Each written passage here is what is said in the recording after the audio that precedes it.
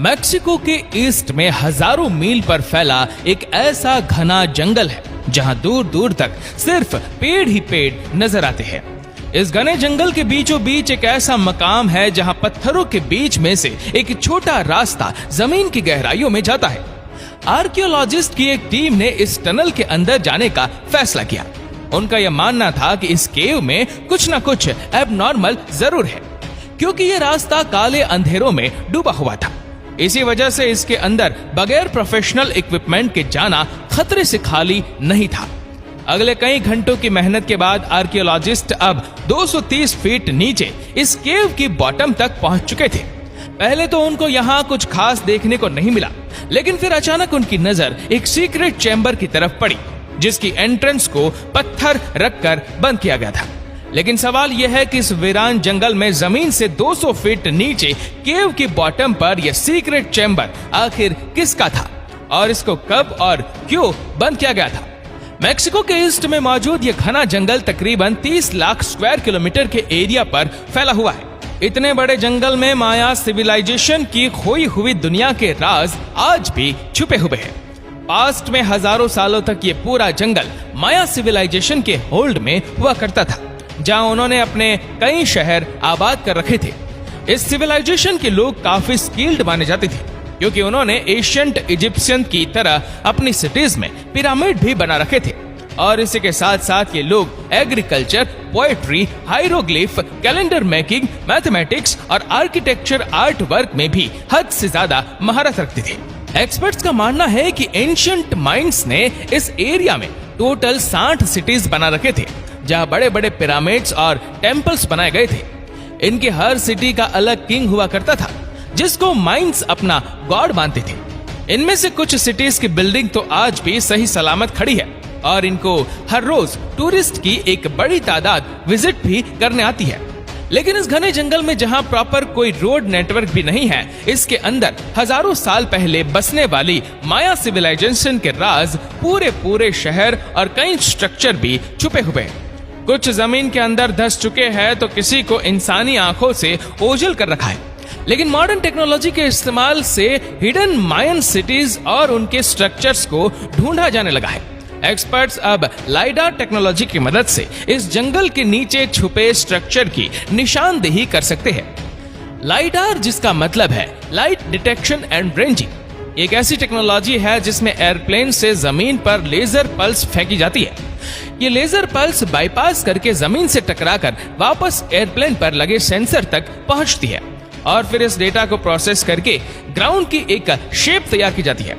ये ऐसा ही है जैसे एक्सरे हमारी बॉडी की बोन्स का एक नक्शा बनाता है।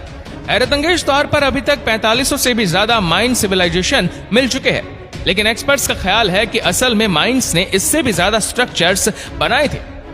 ये सवाल इतना इंपॉर्टेंट नहीं है कि माइंस ने हजारों साल पहले कितने स्ट्रक्चर्स बनाए थे, बल्कि असल मिस्ट्री तो ये है कि इतनी भारी पॉपुलेशन वाले पूरे के पूरे शहर छोड़कर माइंस आखिर गए कहां? क्या उनको जमीन निकल गई या आसमान उन पर फट पड़ा? इतने स्किलफुल होने के बावजूद भी वो कौन सी ऐसी चीज में कमजोर पड़ गए थे जो आज उनका इस जगह पर नामो निशान भी नहीं है। लाइडार टेक्नोलॉजी की मदद से आर्कियोलॉजिस्ट पहले से जानते हैं कि जंगल के किस पॉइंट पर माइन मौजूद है और फिर वहां फिजिकली जाकर साइट पर एस्केलेशन की जाती है। गल्फ ऑफ मैक्सिको के करीब युकाटान में आर्कियोलॉजिस्ट को माइंस के एक छोटे गांव के रॉइंस मिले।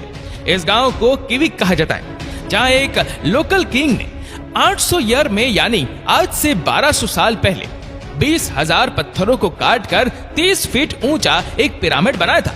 एंशिएंट माइंस नॉर्मली अपने किंग को पिरामिड के अंदर एक रॉयल चैम्बर में दफन किया करते थे।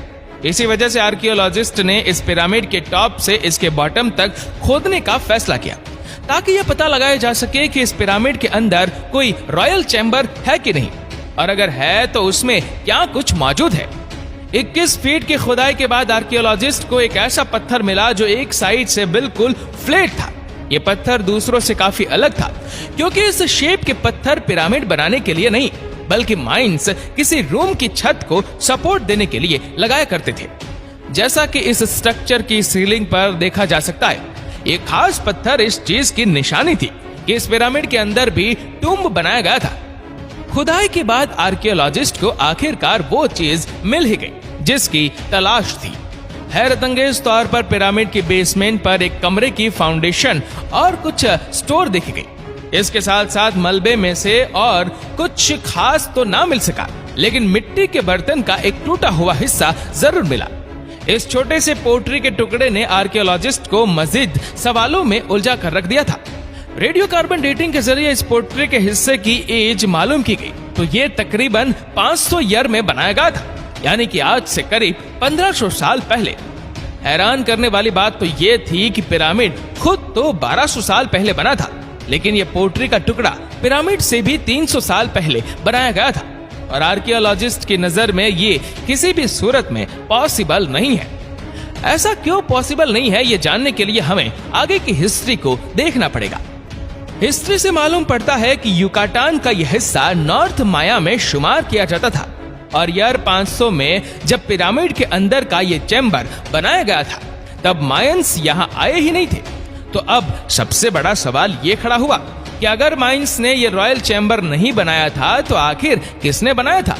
इसका जवाब जानने के लिए पिरामिड रुइन के आसपास जंगल की तहकीकात की गई, इस उम्मीद से कि शायद इनको कोई खास इंफॉर्मेशन मिल सके। पिरामिड साइट से 15 किलोमीटर दूर आर्कियोलॉजिस्ट को कुछ पत्थरों के पास एक केव का रास्ता दिखाई दिया। केव के अंदर जाना किसी खतरे से खाली नहीं था, इसी वजह से प्रोफेशनल इक्विपमेंट का इस्तेमाल किया गया और 2 से 3 केव एक्सपर्ट्स को इसके अंदर भेजा गया। कई घंटों के बाद एक्सपर्ट्स जमीन से 230 फीट नीचे केव के बॉटम पर पहुंच चुके थे, जहां हैरतअंगेज तौर पर उनको एक सीक्रेट चैम्बर का रास्ता दिखाई दिया और इस चैम्बर के एंट्रेंस को एक पत्थर रखकर बंद किया गया था। जब चैम्बर के एंट्रेंस को खोला गया तो अंदर वो कुछ देखने को मिला जिसका किसी ने भी अंदाजा नहीं लगाया था। जमीन से 230 फीट नीचे केव के इस सीक्रेट चैम्बर में बहुत सारी इस्तेमाल की हुई फायर टॉर्चेस पड़ी हुई थी जिनको रोशनी के लिए जलाया जाता था। फायर टॉर्चेस के अलावा यहाँ बड़ी तादाद में मिट्टी के टूटे हुए पोट्स भी मिले। ये पोट्स के टुकड़े वैसे ही थे जैसे 15 किलोमीटर दूर पिरामिड की बेसमेंट से एक टुकड़ा मिला था। ऐसा मालूम होता था कि यह जगह किसी दौर में कोई इबादत का हुआ करती थी, जहां लोग कोई विश पूरी करने के लिए यहाँ आकर पोट्स तोड़ा करते थे। इनमें से कुछ पोट्स के पीसेस को जब दोबारा जोड़ने की कोशिश की गई तो हैरतअंगेज तौर पे एक और हकीकत खुलकर सामने आ गई। ये नोटिस किया गया कि पीसेस जोड़ने पर पूरा पोर्ट कभी भी कंप्लीट नहीं होता था, बल्कि इसमें एक पीस हमेशा शॉर्ट पड़ जाता था। यह अजीब मिस्ट्री किसी को भी समझ नहीं आई कि जहां तोड़े जाने वाले तमाम पोर्ट्स का एक पीस मिसिंग क्यों है। आर्कियोलॉजिस्ट का शक था कि ये लोग यहाँ पोर्ट्स को तोड़ते तो थे, लेकिन उसका एक हिस्सा शायद अपने साथ ले जाते थे और उसको अपने घर के अंदर रखते थे। युकाटान में पिरामिड रुइन के बॉटम से पाया जाने वाला सिरेमिक पॉट का हिस्सा असल में इसी केव के बॉटम से लाया गया था। ये इस बात का क्लियर एविडेंस था कि किविक के इस गांव में माइंस के आने से पहले यहाँ कुछ लोग रहते थे जो अपनी रिलीजियस प्रैक्टिस इस केव में जाकर किया करते थे और इनका भी रहन सहन तकरीबन माया सिविलाइजेशंस के जैसा ही था। उधर जमीन के अंदर केव में जहां सिरेमिक पोट्स तोड़े जाते थे, वहां से आर्कियोलॉजिस्ट को केव में आगे जाने का भी रास्ता मिला। एक्सपर्ट्स ने और एविडेंस हासिल करने के लिए केव के इस रास्ते पर जाने का फैसला किया। थोड़ा ही आगे जाने के बाद एक्सपर्ट्स को एक और सीक्रेट चैम्बर मिला जहां पत्थर की दीवारों पर कुछ ऐसे नक्शे बने थे जिनको देखकर दिमाग दंग रह जाता है। केव के इस डीपेस्ट पॉइंट पर पत्थर के ऊपर एक 3D जैगवार की पेंटिंग हो रखी थी। ना सिर्फ इतना, बल्कि दीवारों पर एक और पेंटिंग में जैगवार को हिरन का शिकार करते भी देखा गया।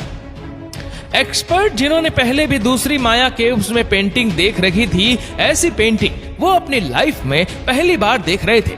इन पेंटिंग का जब डिटेल एनालिसिस किया गया तो मालूम पड़ा कि ये ईयर 100 BC में बनाया गया था, यानी आज से करीब 2100 साल पहले, और साउथ से माइंस के आने से भी 800 साल पहले ये पेंटिंग यहाँ बनाई गई थी। अब इस नए एविडेंस से एक बात तो साबित हो चुकी थी कि किविक के इस गांव में साउथ से माइंस के आने से भी पहले एक सिविलाइजेशन रहती थी। उनका रहन सहन और कल्चर लगभग माइंस के जैसा ही था और यही रीजन था जिसकी वजह से एक्सपर्ट्स ने इनको अर्ली या फिर क्लासिक माया का नाम दिया। इतनी बड़ी पॉपुलेशन और हजारों स्ट्रक्चर्स बनाने वाले माइंस के साथ आखिर ऐसा क्या हुआ था जो वह अपना सब कुछ छोड़कर यहां से जाने पर मजबूर हो गए और फिर कभी लौट कर नहीं आए? ये सवाल आज तक दुनिया के लिए एक मिस्ट्री बना हुआ है। उम्मीद करते हैं कि इस वीडियो को भी आप लोग भरपूर लाइक और शेयर करेंगे। आपको ये वीडियो कैसी लगी नीचे कमेंट करके जरूर बताएगा और ऐसी ही और भी रोचक जानकारियों के लिए सब्सक्राइब करें हमारे YouTube चैनल को और Facebook पर फॉलो करें हमारे पेज को। धन्यवाद।